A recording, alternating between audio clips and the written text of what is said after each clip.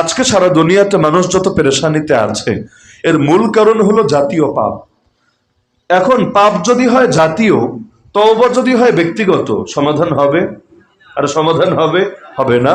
কারণ আমি শুরুতে ভূমিকাই দিয়েছি, ব্যক্তিগত পাপের কারণে ব্যক্তিগত আযাব, জাতীয় পাপের কারণে জাতীয় আযাব। কারণ ব্যক্তিগত পাপ করেছিল, ব্যক্তিগত পাপের কারণে আল্লাহ তাকে ব্যক্তিটাকে শাস্তি দিয়েছিল। কি শাস্তি? কোরআন বলছে ফাখাসাফনা বিহি ওয়া বিদারিহিল আরদ, আমি আল্লাহ ওকে ওর বাড়ি সহ মাটির নিচে ধসিয়ে দিলাম।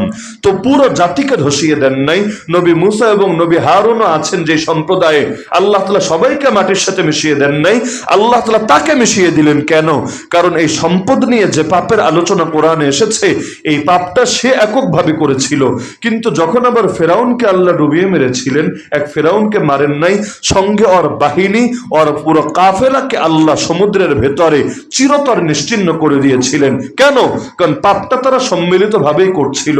হ্যাঁ, এখন বলতে পারে যে ফেরাউন নয়তো নিজের এশকের কারণেই পাপ করছিল, তার সম্প্রদায়ের সবাই হয়তো নিজস্ব কারণে করছিল না, আদেশ মানতে গিয়ে করছিল।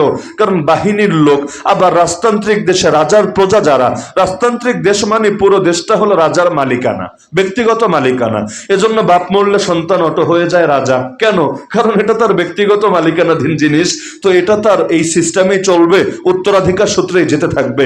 তো ফেরাউনের দেশে থাকে মানি, এখন তাকে এই রাজার কথাই মেনে চলতে হবে, তার কথাই আইন, তার কথাই বিধান, তার হাতে সার্বভৌম ক্ষমতা।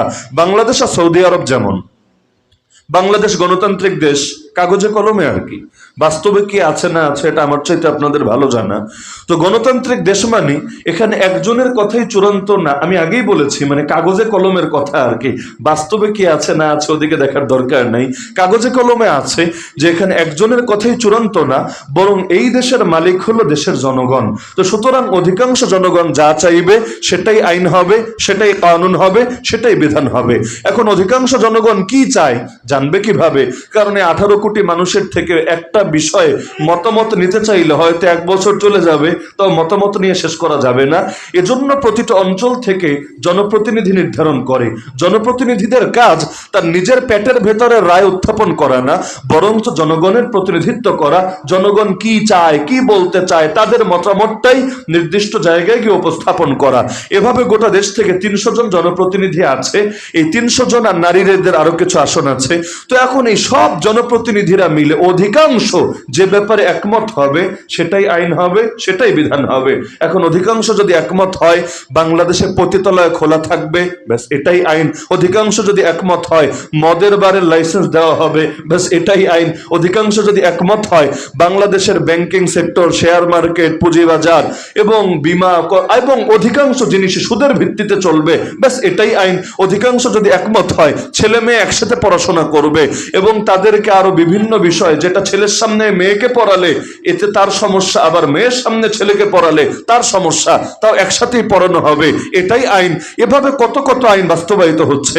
এমনকি বিড়ি সিগারেট দেখেন না, গায়ের মধ্যেই লেখা থাকে ধূমপান স্বাস্থ্যের জন্য ক্ষতির কারণ, তাও বিক্রি করা হবে। কেন? অধিকাংশ মানুষ চায়। তো অধিকাংশ মানুষ চাইলে লাভ থাকার ক্ষতি থাক, সেটাই বাস্তবায়িত হবে। পৃথিবীর এমন দেশও আছে ভাই বোন বিয়ে করতে পারে, ভাই বোন বিয়ে করতে পারে। কেন? অধিকাংশ জনগণ চায়। এমন দেশও আছে যেখানে ছেলেতে ছেলেতে, মেয়েতে মেয়েতে শারীরিক সম্পর্ক করতে পারবে সমকামিতার নামে। কেন? অধিকাংশ জনগণ চায়। এমনকি এই শয়তানিগুলো এখন বাংলাদেশেও বাস্তবায়নের চেষ্টা চালানো হচ্ছে। এগুলোর পক্ষে আইন করতে চাচ্ছে, সমকামিতার পক্ষে আইন, ট্রান্সজেন্ডারবাদের পক্ষে আইন, নাউযুবিল্লাহি মিন যালিক। যদিও চায় না, কিন্তু অধিকাংশ জনগণের কাজের উপর জোর করে চাপিয়ে দেওয়া হবে, যাতে করে এর বিরুদ্ধে কোনো হুজুর বললেও তার জেলের ভাত খাওয়ানো যেতে পারে।